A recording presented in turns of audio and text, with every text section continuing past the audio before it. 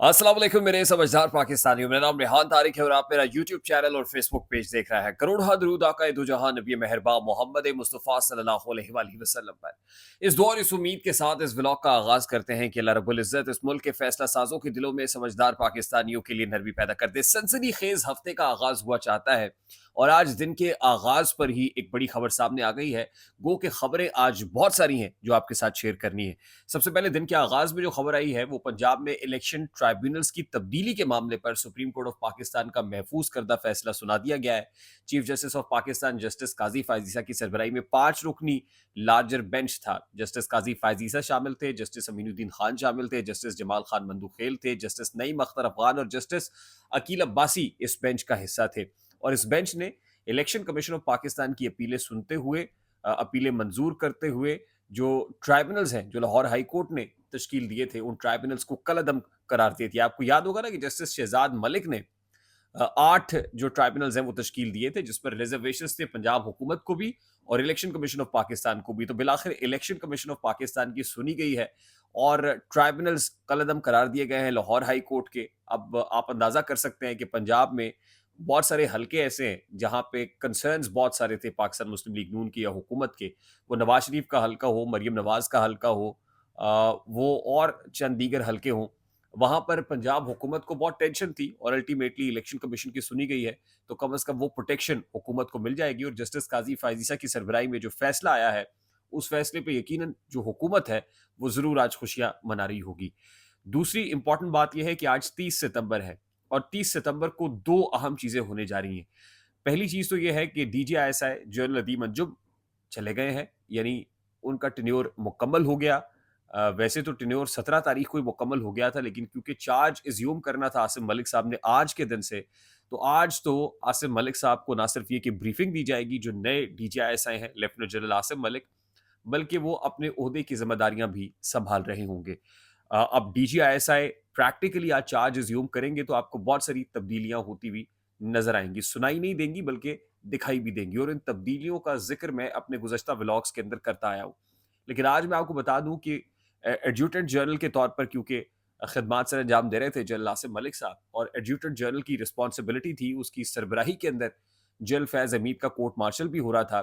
तो जो जनरल फैज़ हमीद के कोर्ट मार्शल का मामला है अब वो अगले फेज में यानी हतमी राउंड में दाखिल हो गया है। और जरा ये बता रहे हैं कि कोर्ट मार्शल के लिए जो जजेस हैं वो मुकर्रर कर दिए गए हैं, क्योंकि ये मामला मिलिट्री कोर्ट के अंदर होता है तो मिलिट्री ही अपने जजेस, और जजेस भी फौज से होते हैं, यानी फौज का के हाई रैंक ऑफिसर्स पर मुश्तमिल ये कोर्ट होती है।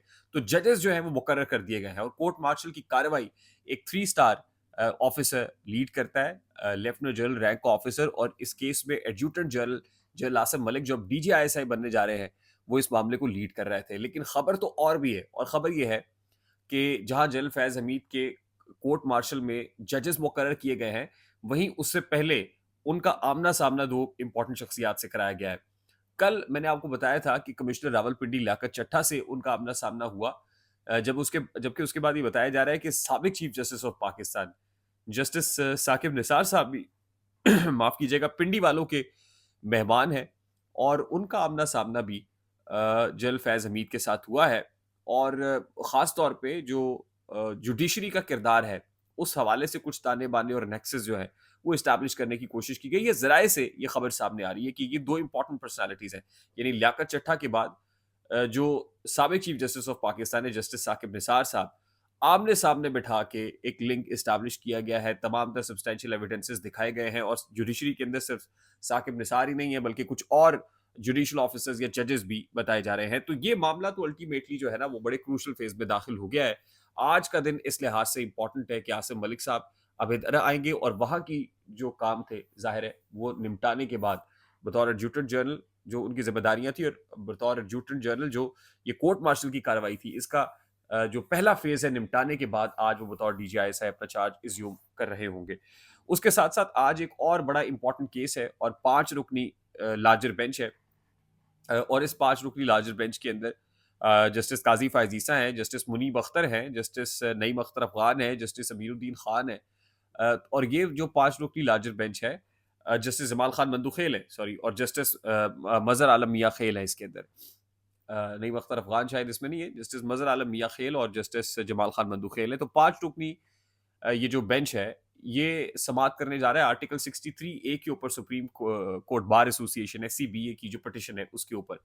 अब आर्टिकल 63A का मामला मैं गुज़श्ता रात व्लॉग में बता चुका हूँ कि कितना इंपॉर्टेंट है। लेकिन आज जो होने जा रहा है लाइकली ख़ास तौर पे इस्लामाबाद से जो कोर्ट रिपोर्टर्स हैं उनके साथ भी डिस्कशन हुई है और वहाँ से जो पल्स आ रही है, वो ये है कि जस्टिस मुनीब अख्तर से मुताल्लिक पहले ये था कि वो इस बेंच का हिस्सा नहीं होंगे। फिर उन्होंने फैसला किया वो इस बेंच पे उतरेंगे और आज ये फैसला भी हो सकता है कि वो इस बेंच में बैठने के बाद रिक्यूज़ कर लें। यानी वो हो सकता है कि अपना एहतजाज रिकॉर्ड कराएँ, क्योंकि उनके खिलाफ जो चार्जशीट जस्टिस काज़ी फ़ाइज़ ने जस्टिस मंसूर अली शाह को जवाब देते हुए ख़त में रखी थी, तो उसके ऊपर वो अपना ख़ामोश एहतजाज रिकॉर्ड इस अंदाज़ में कराएँ कि वो इस बेंच से उठ के चले जाएँ और कहें कि ये जजेस कमेटी जो इस वक़्त मौजूद है, वो उसके बनाए हुए बेंचेस पे यकीन नहीं करते। अगर जस्टिस मुनीब अख्तर उठ के जाते हैं, तो बड़ी दिलचस्प सूरत-ए-हाल पैदा हो जाएगी और वो ये कि बेंच टूटेगा, नया बेंच बनेगा।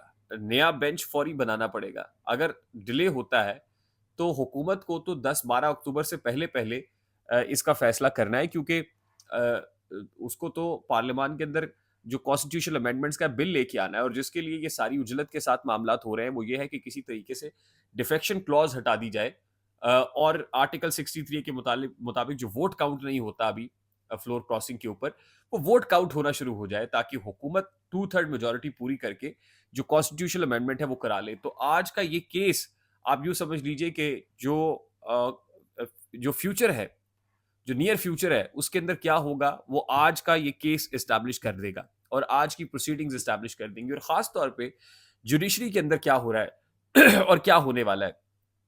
ये भी इस लिहाज से इंतहाई इंपॉर्टेंट है कि जो जुडिशियल पॉलिटिक्स है वो क्या सूरत इख्तियार करती है और जहां जस्टिस मंसूर अली शाह साहब जजेस कमेटी में बैठने से इनकार कर रहे हैं, जस्टिस मुनीब अख्तर बेंचेस में बैठने से इनकार कर देते हैं, तो बाकी मानदा जो जजेस होंगे सुप्रीम कोर्ट के, जाहिर है ये दोनों सीनियर प्यूनी और सीनियर मोस्ट जज है और इनके जो जो हम ख्याल जजेस हैं वो क्या फैसला करते हैं, क्या वो भी बेंचेस में बैठते हैं या नहीं बैठते, फिर जाहिर है कि ये मामला इस लिहाज से बड़ा दिलचस्प हो जाएगा। तो आज का दिन फुल ऑफ हैपनिंग है। जैसे-जैसे डेवलपमेंट्स होंगी, अपडेट्स होंगी इंशाल्लाह आपके साथ शेयर करते रहेंगे।